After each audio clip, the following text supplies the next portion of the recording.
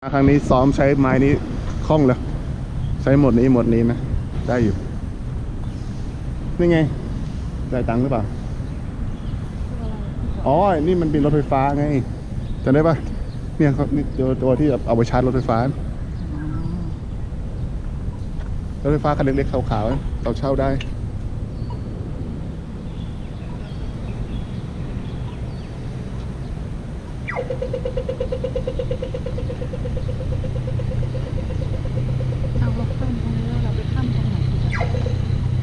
ก็เดินตรงไปก่อนนะครับ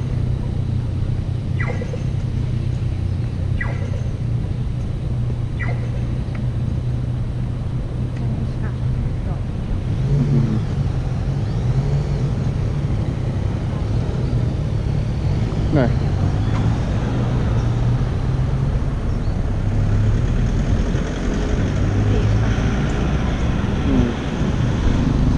4 คันเลยอ่ะ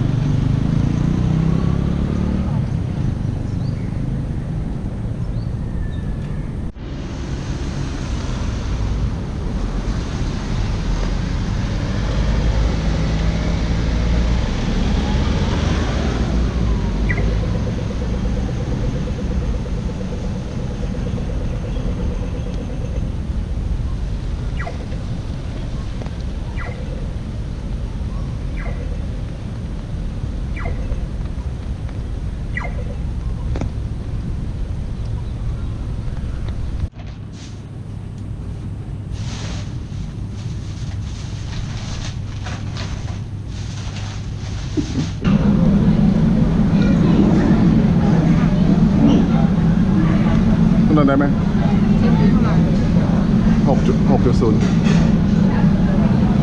อันนี้2นี่นะซื้อนอกมันเป็นอะไรเขาเรียกว่าอะไรนะชุดเซ็ตแต่ว่าถ้าซื้อนอกมา$2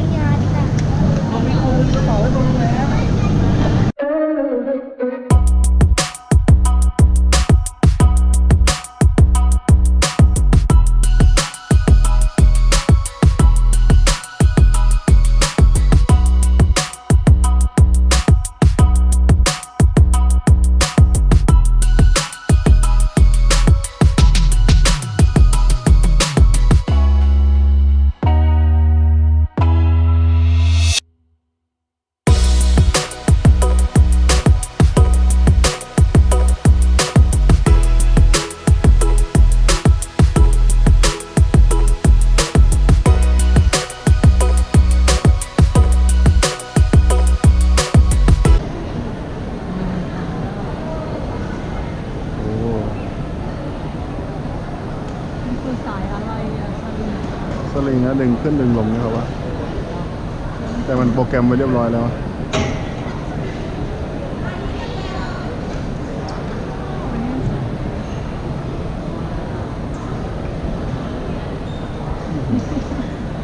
จริง